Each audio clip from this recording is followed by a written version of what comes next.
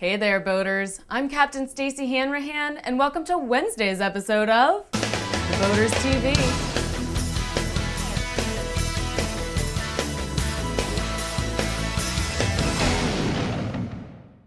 First up, our Captain's Caption photo was provided by Gary Davis.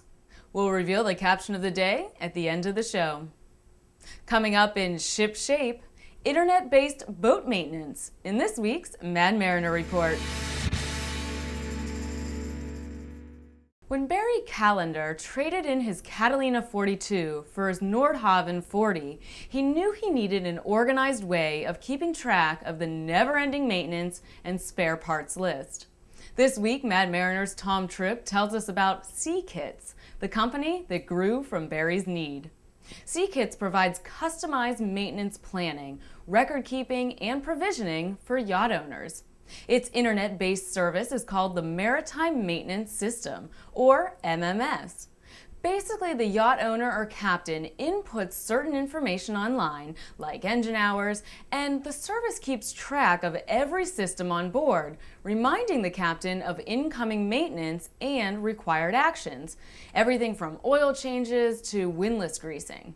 The MMS will even notify the user of upcoming warranty expirations. The service has many advantages. It can recommend the type and quantity of spare parts provisioning for the kind of cruising you'll be doing. The system also stores all part catalogs online, so there's no worry of misplaced manuals. The newest ability of MMS is online parts ordering. The captain simply logs on, requests a quote, approves it, and SeaKits gets the needed part. A great service considering the owner of a typical 55-foot yacht would normally have to deal with nearly 20 different suppliers to outfit his or her boat. As you've probably guessed, the service isn't cheap. A yacht owner is looking at thousands of dollars for the initial setup cost with a modest annual fee to follow. But it seems a yacht with well-kept records and maintained to SeaKits' high standards would surely deserve a higher price on the resale market. The company is definitely impressing out there. Some builders now include MMS as standard equipment on their new boats, including Katie Krogan and Real Ships. If you're intrigued too and want to learn more, read Tom's entire article at www.madmariner.com. Next up in Nautical Know-How, Part 2 of our Hurricane Boat Preparation Series. On Monday, we told you that a boat will have the best chance of survival during a storm if it's hauled out of the water and moved inland. But if you must keep your boat in the water during a hurricane, we've got tips today to help you secure your investment. The big concern is storm surge, water rising far above normal high tide. In fact, a storm surge of 10 feet or more can be expected during a hurricane. Surge can put dock and dock lines under water as the attached boat tries to float above. So at a fixed dock, the proper arrangement of your lines is critical. The longer the lines, the better to accommodate surge. It's smart to use other boat owners' pilings, and they use yours. Of course, this will involve laying out a plan with boat slip neighbors and the marina management long before a storm approaches, but well worth your time. Use larger diameter lines that will withstand chafe and excessive stretching. BoatU.S recommends 1/2 inch line for boats up to 25 feet, 5/8 inch line for boats 25 to 34 feet, and 3/4 to 1 inch lines for larger boats. Oh, and chafing gear cannot be overused. When your boat is properly secured, the line should resemble a large spider web.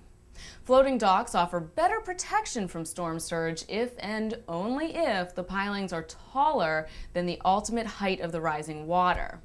They might look awkward, but I'd rather have my boat in a marina with 18-foot pilings than 6-foot pilings. Better than a crowded marina, a canal or river can be a great hurricane hole. But it's important, especially in smaller residential canals, that all boats are secured. It only takes one neglected boat to make a mess in a narrow canal. If you're moving your vessel to a canal or river, be prepared to move early. When hurricane warnings are posted, bridges don't open as frequently and sometimes are even locked down for evacuations. Anchoring or mooring in a sheltered location can also be a good alternative to a crowded marina.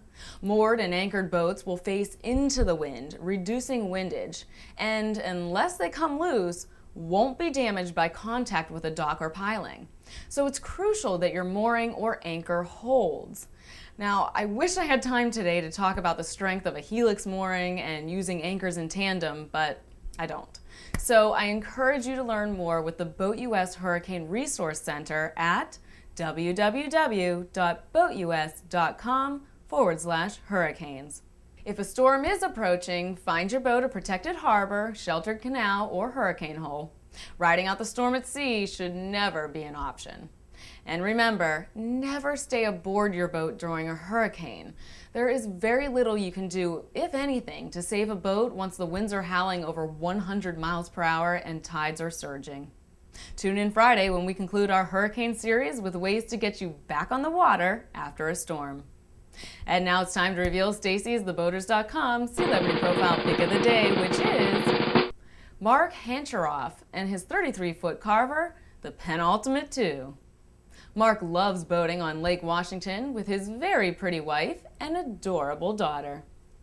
He actually began boating as a teenager with his father. Check out these cool The Boaters burgees he designed. What do you think? Welcome to The Boaters and congrats on your Sealebrity status. And finally today, the captain's caption of the day is, due to increased shark sightings by the crew, Norma's laundry load has increased. Submitted by